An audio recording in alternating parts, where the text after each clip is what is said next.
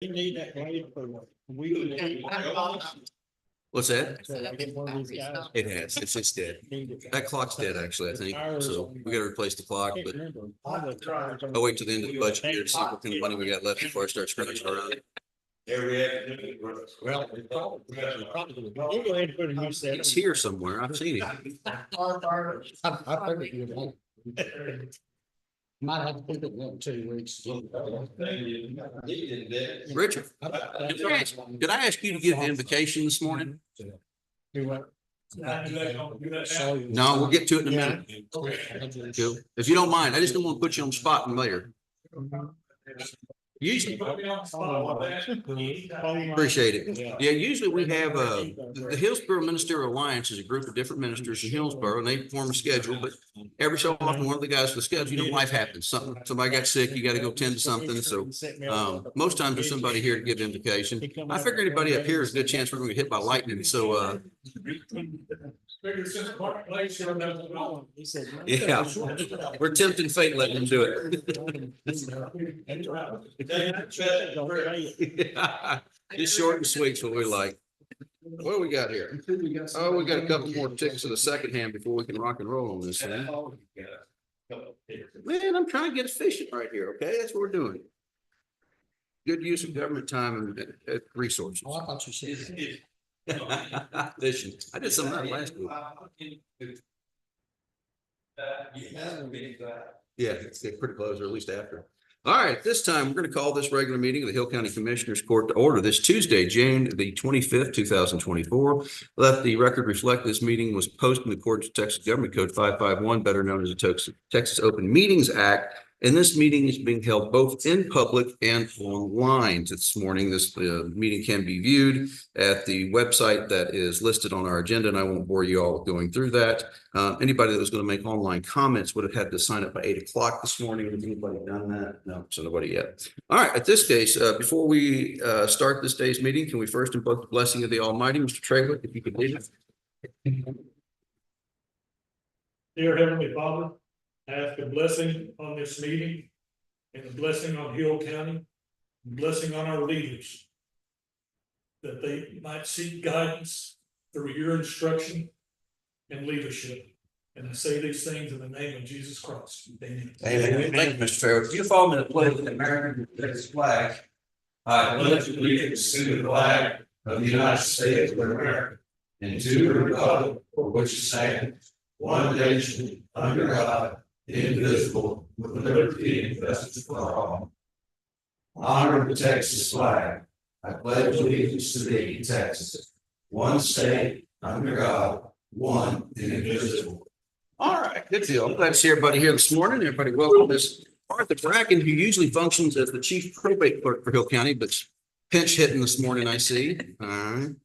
So thanks for being here. Commissioner Holcomb, what's happening in Hill County precinct 1 today? Well, we had potholes and washouts and potholes and we had last Thursday, we had a steering cylinder break on one of the maintainers. And Larry was kind enough to loan me one of his.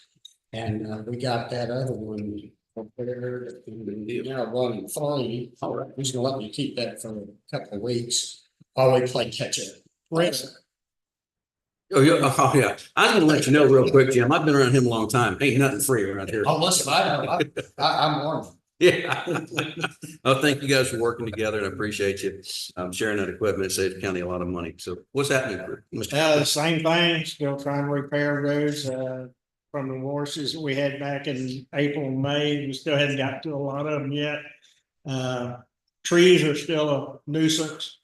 We got a call last night from sheriff department at 7 o'clock. Really? And one falling in the road, so I had to get 2 guys out and the backhoe out and met them over there and got it out of the road right now. We're going to start a GIS map of where these trees are. Landmines are going to come back. Everywhere. And, it's just winds, they break them, then finally they fall. But, still repairing bridges and we got 1256 opened up Okay. and, got it back over there sometime this year and try to re-chip seal over that once it gets set up and cleared out. But, choppers are in town. Yes, sir. Yes, sir. The They're very Jake busy breaks. and they're creating a lot of dust. Yeah, the Jake break started about 5:30 this morning at Yeah. Denton. So, Yeah. That's it. all right, good deal. What's happening in precinct 3, Commissioner Hawkins? Pretty much the same thing, and cut C cane, brush cutter, and get some corn over the on the side of the shoppers, so they're a little less dangerous. Working with Tech Dot this morning, there's a place to cope on 308, I didn't shut down the bottom, so Okay, she had it, hopefully by tomorrow. okay. We just catch them, Thanks for that update. I appreciate that. right, you're digging out, Good enough, sure. putting in a wash, got plenty. So, got a couple of blade runners, trying to patch potholes and washouts. Finally got some dry weather, move as quick as we can. Well, the dry weather came faster than we wanted it up for you. I agree, I agree. I still got wheat in the field I couldn't get out, and it's not looking like good for the home team at the moment, so I feel for you. Commissioner Lake, what's happening in precinct 4? That builds character. Yeah, it's gonna build a lot of character this year. Build a hole. in the wall. Yeah. Hey, we did about the same thing. We've got 3 graders going and just doing some other stuff, trying to get some holes filled up Good deal. and still taking a few calls. Well, I understand. What's happening in 92 this week? I think. Yeah, I was looking at you, but talking to him. Yeah, I don't know. What's going on, Phil? Yeah, clearly not enough Don't do caffeine that. this morning. Them 5:30 Jake break wake up calls are affecting my thinking apparently. What's going on, Phil? This week in IT, we got next week coming out to the DOC tomorrow, to upgrade the internet connection out there, so there'll be a little bit of downtime over here. Melissa's out, so we're a little short-handed, so we're just really just kind of covering the day-to-day stuff, this week, so that's this week. Good deal. Tom, what's happening in emergency management? Basically, we've been doing maintenance projects, just trying to get things back up and normal. Made a couple of changes. And looking at what could happen in the wildfire season, we're starting to see fires pretty much in the afternoon now. Yeah. You know, we got all this tall grass, tall wind, textile mowed. And put all that tall grass and we just laid it down, and it's dead, trucks, riggers going down the road, setting on fire. If anybody sees my wheat field on fire, don't feel compelled to put it out. Just let that go. Also, you're going to too. Yeah. But, you know, other than that, I mean, we've just taken advantage of this, slow time right now, trying to get things back of what we need to be. Good deal. I know that there's been, the rain was a blessing and a curse at the same time, and it's done some infrastructural issues to us. So we're sorting through a few problems and we'll get that under control shortly. Miss Susan, I saw your email last night about 6:45 that we are good through the receipts disbursements through May 31st, which means I can do the thing that I love to do, which is not true. Budget time, guys. So that's what I was waiting on, that statement last night, and then we're going to probably print the budget letter and ship it hopefully later this week, and we'll work on getting the budget worksheets out. Miss, what do you got for us today, Susan? No. Anything? All right, good deal. Appreciate you doing. It's nice to have you back. Yes. Miss Parker, what's happening in the treasurer's office? Soak it up as much as you can. I appreciate that. Kim, what's going on with ESD number 1 today? It's hot, dry, and we're taking one day at a time. All right. We got about a week and a half before the excitement starts at 4th of July. As Tom said, the state has been gracious to come in and put more fuel on the ground for us. So we're as ready as we can be. Okay. Well, I have faith that our volunteers in this county do a wonderful job each year this summer, put them to task, but they've never failed. They've never let us down, and we're going to support them however we can. So appreciate you being here with us this morning. All right. From this end, the big news is, hey, it's budget time. Yay. I know how everybody looks forward to that every year. Said nobody ever. That being said, we'll get the information out here shortly. We're a little later this year, but we're still well within the realm of, but we're within a time period where we need to be. I'll send out the budget letter and hopefully the budget worksheets before the end of this week. Our end, few follow-ups. We'll talk about a couple of things, change orders at Covington on the construction later in the agenda. Same thing with the chillers, and that'll wrap that up. We've just keep everybody up to date. We've obviously finished the project down at the Cell Block Museum with stabilization a couple of weeks back. And then the museum board is doing their piece. They brought in the brick masons and they're fixing the bricks on the outside. and sealing that up, and they're doing some plaster and brickwork on the inside. It looks amazing. They're really doing a good job. So we invested some, they're going to invest some in our history and keep that place looking tip top. We're happy for it. I'm trying to get hold of the folks with the nice people that we hired, LD Tebman, to do the roof down at Support Services, have held off on doing that building because of the rain. It's too much chance of something going wrong. Now that dry weather's up, I need to get back in contact with them and get a schedule so I can inform everybody as to when that roof project's going to take place. We should be, they get almost all the materials on the ground. It's just a matter of they needed to stretch of dry weather. And I appreciate them taking into consideration the precious materials that we do have in that building. So otherwise, it's going to be hot this next couple of days, ladies and gents. It's always hot in August and July and usually in June. So we were really lucky this year in Hill County. That's nothing new. Just be careful out there. Some of us have gained a little weight since last year. And I don't take the heat as well as I used to. So as these heat indexes get up, please be cognizant of your surroundings and keep yourself hydrated, keep yourself out of trouble. That being said, at this time, is there anybody here this morning for open forum? Anything you'd like to speak about that's either on the agenda or not on the agenda? This is your opportunity to address the Commissioners Court. If you could, please limit your comments. I don't know why I'm looking at that clock anymore. Limit your comment to about 3 to 5 minutes in duration. And as we respect you, please show respect to the commissioners. All right. I was like, we're going to do this for nothing. Mr. Treywick, how are you today? I'm doing outstanding. Thank you. Thank I you. just want to thank all the commissioners, okay, especially Martin Lake, doing a great job. How much you paying him? It's pretty good. Anyway, I appreciate all that y'all do, and I know how tough it is, and I know some of the phone calls y'all get. And so there you go. Thank you very much for all you guys in leadership of Hill County. Thank you very much. Thank you, sir. Anybody else for open forum?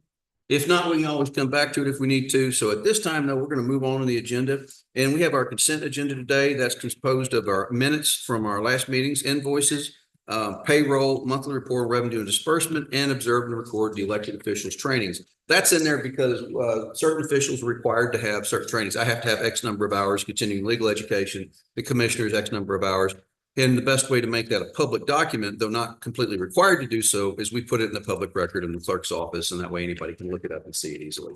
So if there's any changes to the consent agenda, I'd like to hear it. If not, I'll entertain a motion to approve. Motion approved.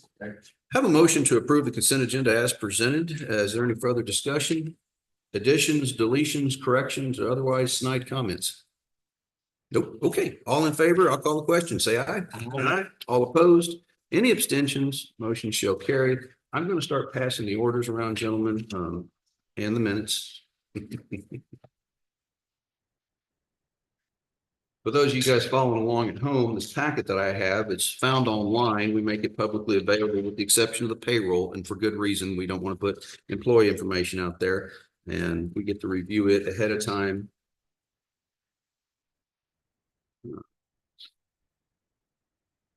Pen's about to give out. All right, moving on. We have court orders this morning, and that's employee wage and status change for this date. And if you follow along with me today, gentlemen, our packet, we have our wage status change sheets. We have Mr. Walter Hooten at the sheriff's office as become an armed jailer. That's a program whereby we're giving some more education. Our employees are able, and we're not giving it to them, they're earning it. They're getting out there and they're getting educated, and we appreciate it. Miss Amanda Miller earned specialized skills pay. Amanda's doing a great job for us down there. And the certification, by the way, she got her bachelor's degree. So Valencia Brooks at the sheriff's office, again, specialized skill pay. She also got the armed jailer certification. Kim Trateri at the sheriff's office is also a booking officer and the armed jailer certification. So that's specialized skills that were added. RJ Boyd Denson he got removed of FTO specialized skills, so he's no longer doing that. And Jesse Chilton at the sheriff's office is added to FTO. Cassie Harris at the sheriff's office, again, is a booking officer. Good deal. We always need more booking officers. So she got that specialized set. Jonathan Ucoin moved from deputy to bailiff trainee. I guess we'll be seeing him around the courthouse. Okay. He's the call to guy. Oh, I hadn't met him yet. Okay. Sorry, I was out last week. And then Hunter Eaton is moved to Jailer 2. So congratulations, Hunter, for that promotion.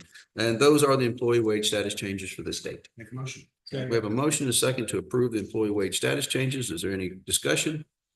Hearing none, I call the question. All in favor, say aye. Aye. All opposed, any abstentions, motion shall carry unanimously. Number 2, discuss and/or approval closing a Wells Fargo bank account for Longview Creek subdivision. As you guys are aware, that when we have a subdivision proposing to build roads, we can enter into escrow agreements whereby they set aside in a fund that we control the amount of the cost of the engineering for the road, the drainage, things like that. We have that done so that if they were to abscond, we have the money to finish the project and the taxpayer doesn't pick up the bill. That's not an issue here. Longview Creek was built. Our engineer and county surveyor, who happens to be a stamped engineer, has signed off on it, and those funds are expended for the project as intended. And now it's up to us to do some administrative work and close the bank account. So that is the motion before you is approval for closing the Wells Fargo bank account for Longview Creek subdivision, and its completion has been confirmed by the county surveyor, Mr. Ince, and any funds held along with the accrued interest will be distributed to LCTXLP LLC, Rusty Simmons. That is the name of the entity. So, Make a motion. okay. Motion and a second. Any further discussion? Hearing none, I call the question. All in favor, say aye. Aye. All opposed? Any abstentions? The ayes have it, the noes know it. All right. We got some subdivisions. We got 2 preliminary plats in a row. The first one's going to be for Waddell subdivision and the second one for the Johnson Addition Phase 1. Both these subdivisions have gone through our review development committees, and they have met the requirements to come before you gentlemen today. Now it's time for us to look at it and take action upon the recommendations of the development. The recommendation of the development committee is, of course, to approve. There's 3, but there's only 2 preliminary plats. We'll get to the next one. So this first one is the Waddell Edition, and it's up off of 2128 in Whitney.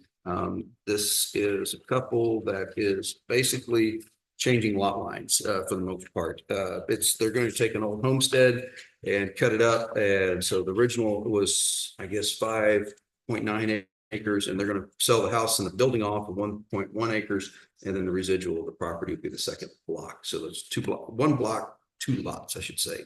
So that is the proposal. And if you want to see the scale, this is south of 22 over here. Box Culvert Road. Box Culvert Road, that's what it is. So it is recommended for approval of that preliminary plan. Make motion for. We have a motion. Is there a second? Motion is second to approve a preliminary plat for the Waddell Addition. We do not sign preliminary plats, so there won't be any action required of the commissioners other than this approval. This particular plat does not require any construction of any sort, so you'll pretty soon see it come back through for a final plat designation. Again, it seems cumbersome, but that's state law, and we're required to enforce state law, so here we are. All right, so any further discussion? Hearing none, let's call the question. All in favor, say aye. Aye. All opposed, any abstention, motion carries. This brings us to the second preliminary plat I spoke of, and that's the Johnson Center Addition. Johnson Center Addition Phase 1 is located off the corner of Highway 171 and County Road 4105. That's up in your neck of the woods. Who's calling me? Oh, no, that's our attorney. I'll have to call him back. Mike gets it. Remind me to do that. Call Mike. I actually like talking to Mike. He charges you a lot when you talk to him, but he's a really entertaining guy. So this is, if you look at the subject property, it's up here off of 171 State Highway 4105. That's north of Covington. It's on the east side of the road. It's right there on the intersection of those two. And they are cutting up this tract into 4 different lots. Acreages range from 1.3 acres for lots 2 and 3 to 2.3 acres for lot 1 and 6.4 for lot 4. The big holdup on this originally was the access points. It's getting more and more difficult for people to get access along FM highways, line of sights, and rightfully so. As more people move in our community, we want to keep people safe. So they're going to have to access these lots off of our county roads. TxDOT is great about showing up to our development committee meetings and working with us. There's no surprises. So it's really nice to have a team of people you can work with and rely on. How about water on those smaller lots? Okay, so on this one here, you'll see that the water on this one is, there's a flood statement, improvement statement, sanitary Parker Water Supply Corporation, and that's who will be serving them. If you get up in the north end of the county, there's some water supplies that originate in Johnson that travel over into us.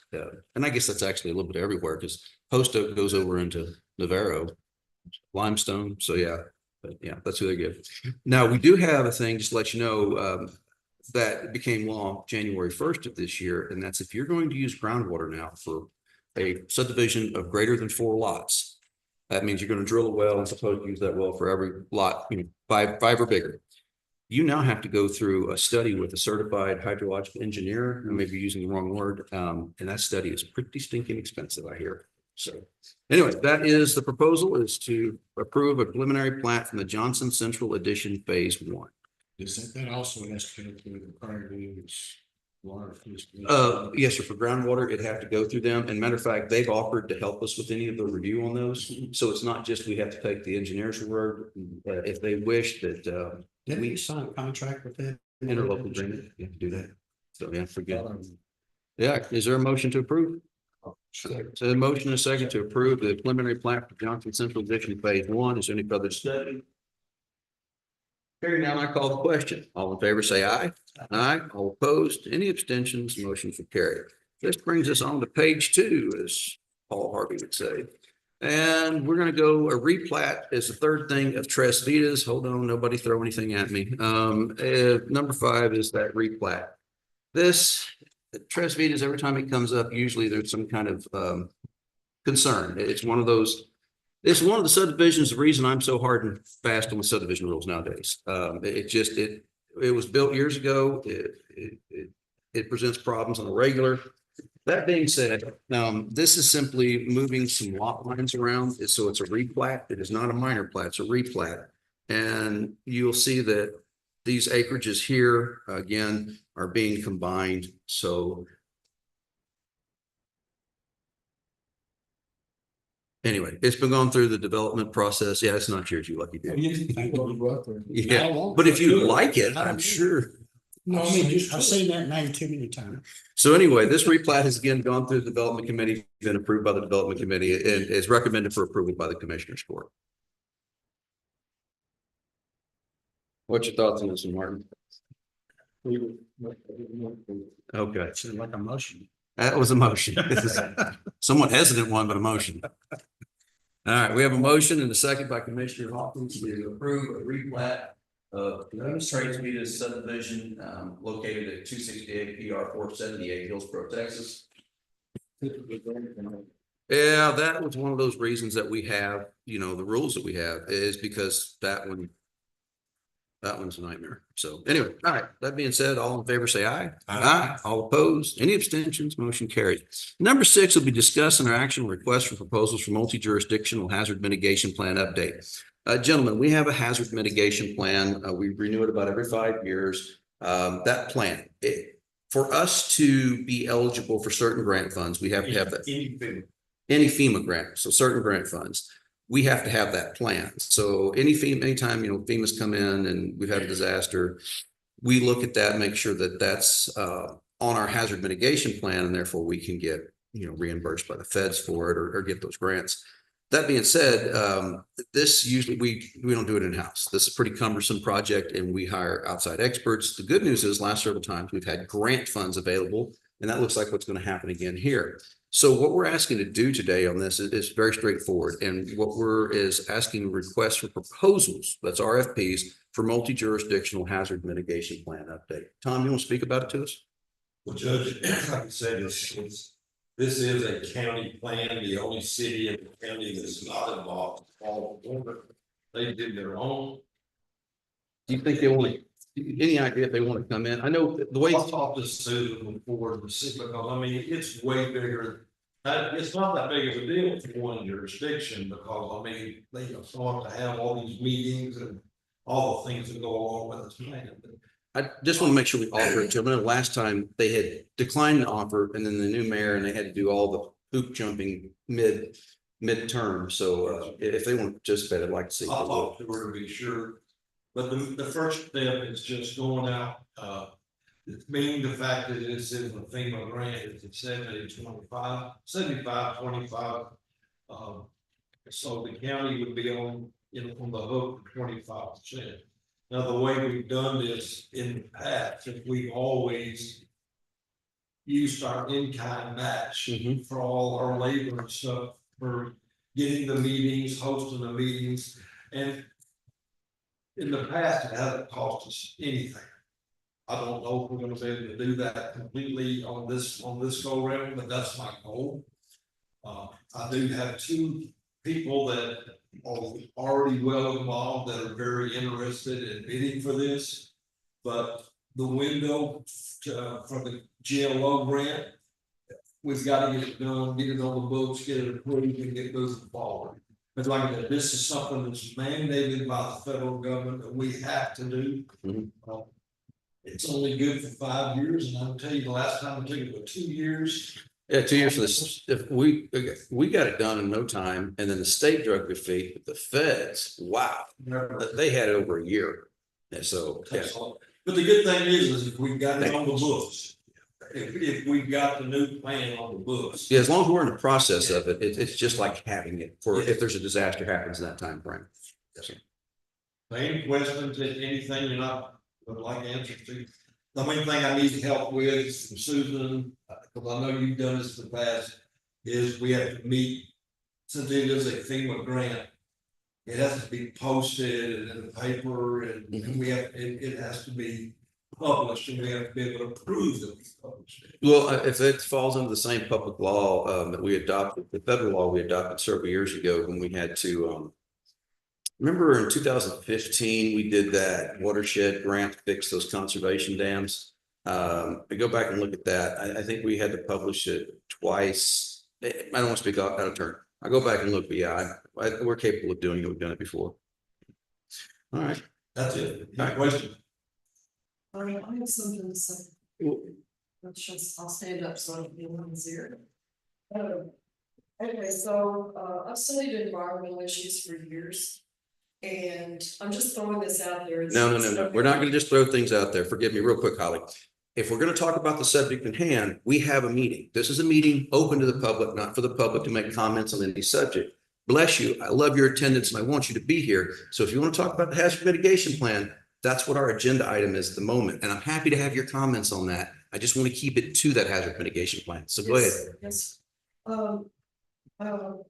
Being proactive and burning undergrowth with a controlled burn. And then if need be, then planting ground cover to hold in the soil so that, you know, once the ground is burned, then it doesn't erode away and cause a problem. And so I just wanted to mention that it's some people aren't aware of it. Okay. And it's a very good thing to do. Thank you for your comments. Appreciate it. Anybody, and commissioners have anything else on this? Well, I think it's something that we need to do. We don't have a choice in the matter, but it's, I like the way we're going about it, being transparent, trying to solicit different bids for it. But most importantly, getting grant funds to pay for it, instead of paying for this unfunded mandate from the feds out of local funds. So it's my motion that we, let me quote this exactly. It's my motion that we request proposals for a multi-jurisdictional hazard mitigation plan update. And for those of you, the request for proposal is included in your packet. Thank you guys for, or should I thank Chris for this? Yeah, I thought so. All right. In which case it's. Let's be clear. He fixed the format. Yeah. Okay, yeah, does that formatting require a lot of letters and syllables? Just curious. Anyway, all right, if no further discussion, I'll call the question. All in favor, say aye. Aye. All opposed, any abstentions, the motion carries. And this is our request for proposal. Philip, we'll get that scanned in and get it to you to put on the website because that is one of the requirements. And then we'll get together with the notices today. Let's do it today, this afternoon before he gets out of us. All right, thank you very much. I appreciate that. So do we get a vote? We're good. All right. So number 7, discuss and approve construction agreement change order for courthouse chiller replacement from McKinstry Extension LLC. McKinstry finally got us in a couple of change orders that we requested some time back. The first one is for the courthouse, the chillers. When we got into the chillers, we found 2 really big problems. When they put these chillers back in 98, I don't know why they did, but some corners were cut, and that's on the people that built this thing. One of the things they didn't do was put filter pots in here. That's a simple device. It's a valve on one side, valve on the other, pot in the middle. You can remove the filter from time to time. It's also a way you can add chemicals to balance pH and other elements, just like in the oil field. You're going to add certain things to it. Same idea. And that didn't happen originally. Well, the other thing we found is that there was some stuff installed incorrectly. So the biggest one, when we put the new chillers in, we started testing them, as like you would anything. We noticed that we had what we've been told is condensation for many years above the county attorney's office. It turned out that was not condensation after we peeled all the insulation off of it. It was literally a broken pipe, a broken T-fitting. So we wound up having to demo out that entire deal and rebuild it. That's part one. Part two is in the basement. There was a fill system that needed to be rebuilt. It was completely rotten, so we did it. The pipes in this building are not in the greatest of shape. They're good. They're okay. We're making it work at the moment. But I can tell you there will come a time in the future, in the next 10 years, where we're going to have to talk about doing some replacements of some of the chill water lines. It's a fact. We've maintained these things since after I got here. We have a quarterly report, a company that comes in and does the analysis on the water and tries to keep things well within reason. But like everything else, age and time, they get to it. So right now we're on the good, but that's the first is the McKinstry chiller replacement program. And that was two things. The chill water fill repipe revalve in the basement was $7,471.62. And the field coil 29, that's the field coil is, for those of you not familiar with the terminology, it's the deal with the blower motors in it and the radiator so that the cold water passes through the field coil or hot water passes through the field coil either way, and it's blown into the room itself. The rebuild that field coil was $6,427.20.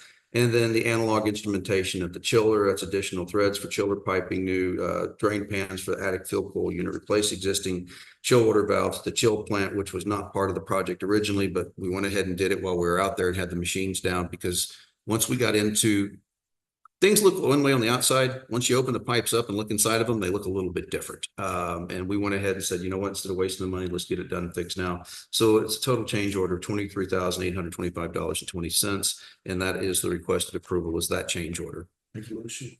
And Have a motion and a second to approve a change order for the chiller replacement with McKinstry Ascension LLC regarding the courthouse chiller replacement program. And this is the final cost on this program, and we are done with this. So I call any further discussion. If not, all in favor say aye. Aye. All opposed. Any abstentions? The motion shall carry. I shall affix my name to this and give me just a second to draft what I got here. All right. 6/25/2024. Okay, the second one is a construction agreement change order at Hill County Covington Street with McKinstry. Gary, these are things we previously talked about in court, and I'm a little disappointed in how far behind McKinstry is on getting this to us. This should have come in about 2 months ago because they've already done this work. That being said, what it is a contract. So additional costs is for FF&E. That's when they, before Susan got back here, is when the decision was requested to move the auditor down there.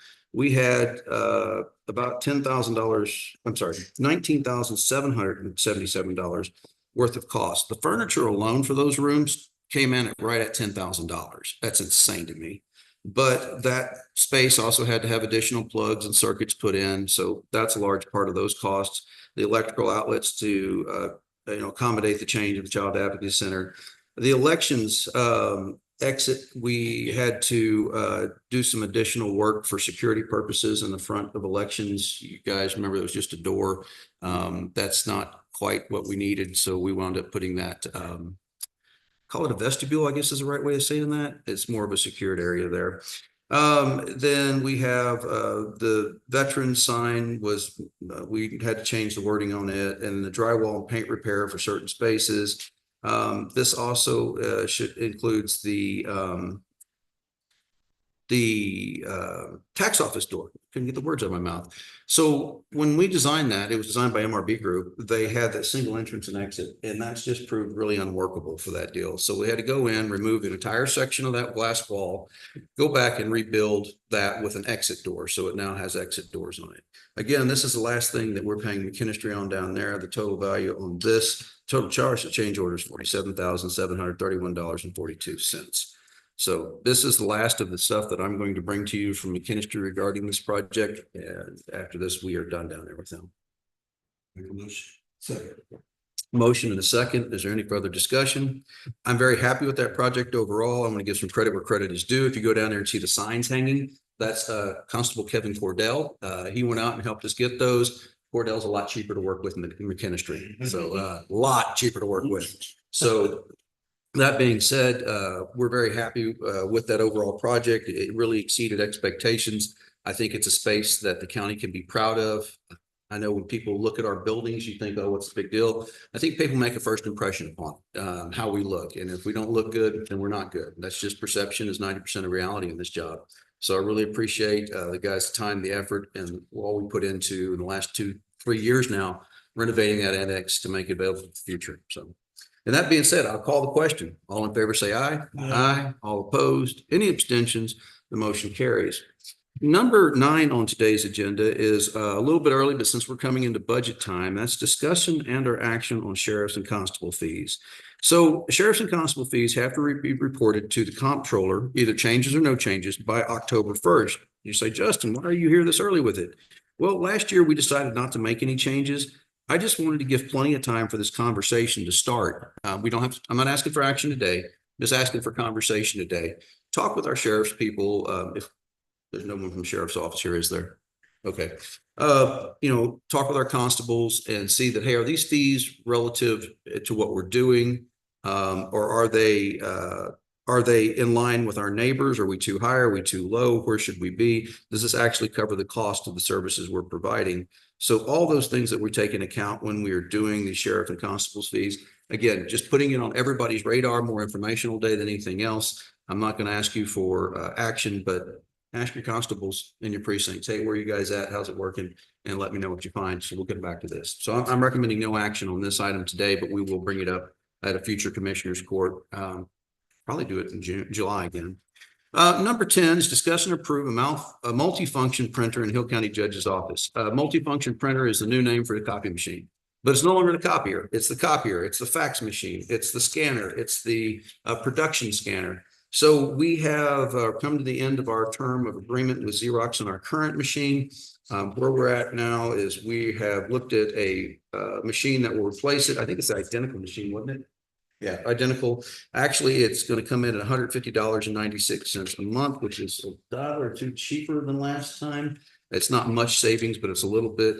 It's still through Xerox. We've had a good run of luck with those folks, a good run of luck with that machine. So it's my request and my motion that we approve a multifunction printer agreement for the Hill County Judge's Office. Motion and a second. Is there any further discussion? Thank you, gentlemen. Appreciate it. And obviously, I think a lot more people than just me use that machine. I'm finding some. Anyway, I'll call the question. All in favor, say aye. Aye. All opposed. Any abstentions? Motion shall carry unanimously this 25th day of June. There's that. Number 10, discuss and approve a road use agreement with Ellen Pitts Dudick II LLC. This came before us last time, and the only thing that I heard from the court that time to do is to talk about the language that was set out in the road use agreement, and that would be the language that was found on the 5th page. Here we go. 6th page of the document. It'd be under section J. There is to more fully implement the terms of section 2 of this agreement. L1, forgive me, I said L1, it's L1, Pitts Dudick Solar 2 LLC agrees prior to the commencement of significant construction activities for the project, establish a fund in the amount equal to $100,000 to be placed in escrow with the county treasurer of Hill County, Texas. This will be called our financial assurance. The financial assurance shall be made available to be applied to any costs incurred by Hill County for the maintenance or repair of roads, bridges, culverts, or other road infrastructure due to damage that's required, listed under the paragraphs 2F and 2H of this agreement, which L1 Pitts Dudick Solar 2 LLC fails to reimburse within the time required by this paragraph 1. So we took out the language about letter of credit. that was a request from this court, and so that language was removed, and now it's simply the escrow account. And if you continue to read through that, I won't bore you with the entirety of it, but this will be held during the construction process. And once the construction process is finished, everything's done. That means not the road construction process, the construction process of the solar panel farm. Once it's done and that's certified, then we will go do the post-construction survey of the road, make any additional corrections to the road that may be necessary at that time to bring it back to the condition it was. And then and only then will we release that $100,000 back to the company originally from their escrow. That was my understanding of what we talked about last time, and I've made that language to work accordingly. Questions about it? There's further, I have a letter that we're going to give to these nice people, and this talks about the permits. I do this letter on a regular basis. I don't run it through court, but I thought I'd make you guys aware of it.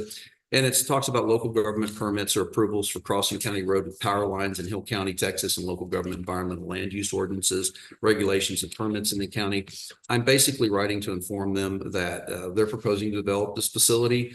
Hill County does require permits or approvals for the construction, operation, or maintenance of power lines in or over the county road or for crossing the road to the lines. Now, what are these permits? We simply need to know where they're going to be. Most times when we think power line, we think overhead. And that's fine. Those are easy to see usually. There's some basic ideas. They need to be X number of feet above the road. Nobody wants some 12-foot sagging power line, because I promise you, if you do that, some farmer's going to hang it with their plow. I'm not going to prosecute the farmer. Yeah. Or hang it with motor grader. But the other thing is sometimes we go under roads, especially with projects like this. And we don't like to cut county roads. Boring roads is fine with us. Cutting roads is a bit of a no-no, and I'll explain why. When we dig a trench in a road, that disturbs the soil. We have to repack it. To the best of our ability, we repack that road. We're never going to get that bump out of it. It'll take a decade to get that thing smooth.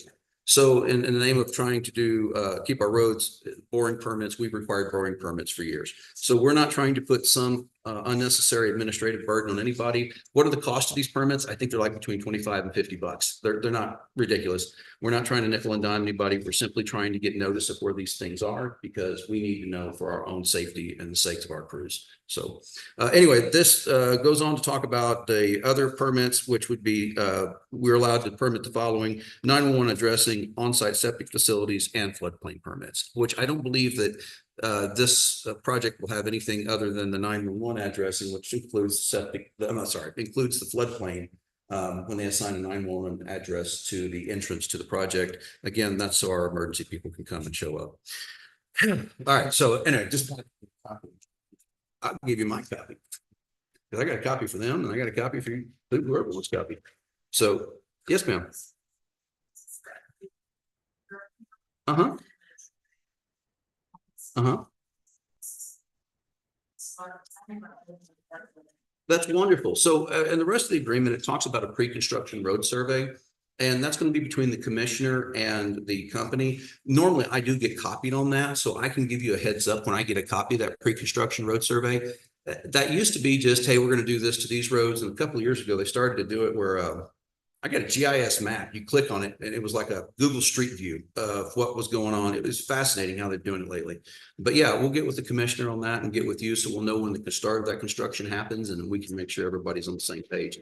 Clearly, with an escrow account, we want to make sure we know what the process is to, hey, the commissioner signed off on this improvement. It's good, and we can move forward. Yes, ma'am, no problem. All right, so that is there a motion to approve a road use agreement with Elawon Pitts Duty 2 LLC? Motion and a second to approve the aforementioned road use agreement. Is there any further discussion on said road use agreement? Hearing none, I call the question. All in favor, say aye. Aye. All opposed? Any abstentions? Motion carries unanimously. Well, that leaves us but one thing to do, Commissioner. Make a motion adjourn. Motion is second. We stand adjourned. Thank you. Yeah. What I wanted to do is, got a friend here with me, neighbor. Yeah. Name is David Delport. He's a retired John Little police officer, chief, I believe. Okay. I wanted to introduce him to the board. Thank you, sir. Appreciate you being with us today. Thanks for being in Hill County. Thank you. Appreciate you, Chief. Good deal. Thank you. They'll get along here fine. Okay. All right.